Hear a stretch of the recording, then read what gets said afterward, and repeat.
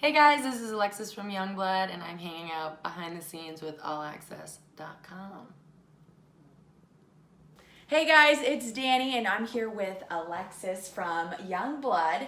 And we are doing a backstage interview but like coffee table type. Yeah. So you have a single called Better When You're Close. Mm-hmm. So what's the significance about that song right now? The song Better When You're Close is kind of about having like a debilitating crush on somebody. Okay, definitely. To kind of the highest degree where you feel like you've kind of lost a sense of self. Gotcha. And you don't really recognize who you are anymore, and you just feel like the mere proximity of that other person just kind of like drives you into this place that you just feel like you've become somebody else. So is it lust or love? Great question. It's definitely lust. I think that love is something that is usually more reciprocated. More intimate.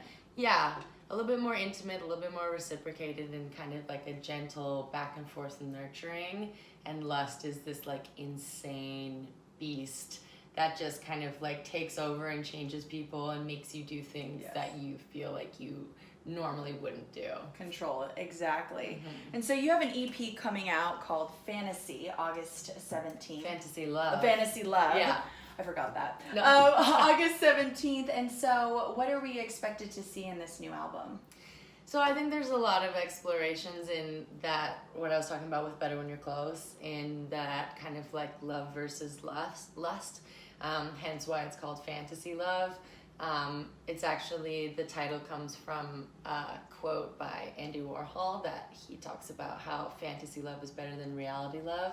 And basically what you imagine in your head is always going to be better than what happens in reality. And exactly. So it's kind of like an exploration in, fantasy and imagination and, kind of struggling with what that means and how that can work out for the best, and if it can.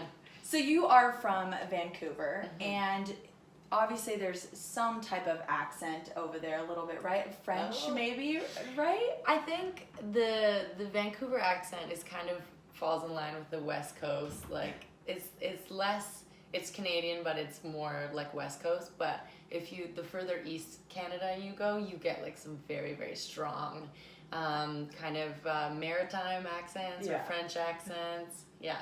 Okay, so I have to ask you, can you, since you are from Vancouver, mm-hmm. can you imitate an LA girl? Yeah, if you want. That was good. That was really good. So, I mean, do you ever think that you would ever live here in LA? Yeah, I think I love LA, honestly. Like, I think LA gets a bad rap because, the entertainment industry can be so cutthroat and, it's like everybody's out for themselves. But I've found that I've met some really incredible people here, like some really dedicated artists and people who are just so open and loving and like just want to share and create. And I think, you just kind of need to like dig a little deeper than what's on the surface level of the city.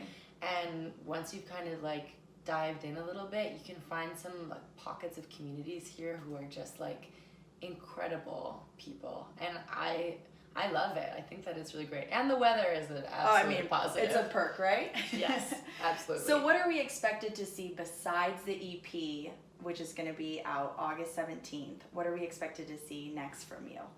After the EP comes out, we're going to be doing a lot more touring. So we're going to be coming down the West Coast, from Vancouver down the States.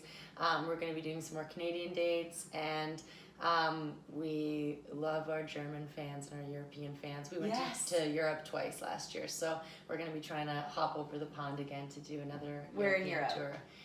Germany and the UK is where we've been before, but we'd like to branch out to see our fans in like Austria and France and Italy. And oh, fun. Fun. So you have a very 60s vibe. Mm-hmm. And why is that? Is there something very significant in the 60s that just like you love about that era? I've just always been really obsessed with the 1960s aesthetic, both visually and musically. Like, I love 60s music or 60s movies soundtracks. I think that there's just this kind of like over the top cinematic quality that I've always really liked. Like I really like spaghetti western soundtracks, and I love those, and I feel like there's been kind of those dramatic elements that have influenced some of my music. Yeah.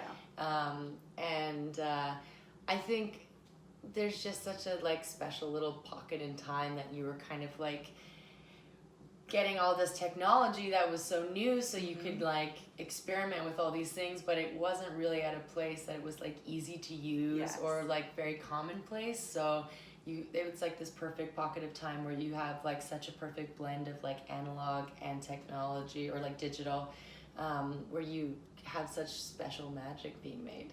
Oh, well, I mean, there was a lot that happened in the 60s, a lot of events. Yeah. But thank you so much for letting me be here with you and spending time with me. And check out her new single, Better When You're Close, right now on iTunes, Spotify, everything. Google Play, Amazon, YouTube.